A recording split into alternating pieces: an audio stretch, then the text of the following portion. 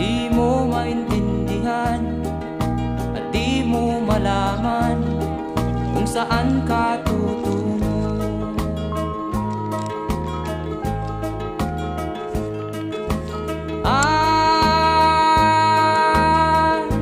Kung nakamit mo na ang pangarap,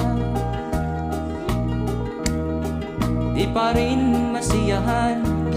Ang nais mo'y madagdagan, limot mo na ang iyong pinagmulan.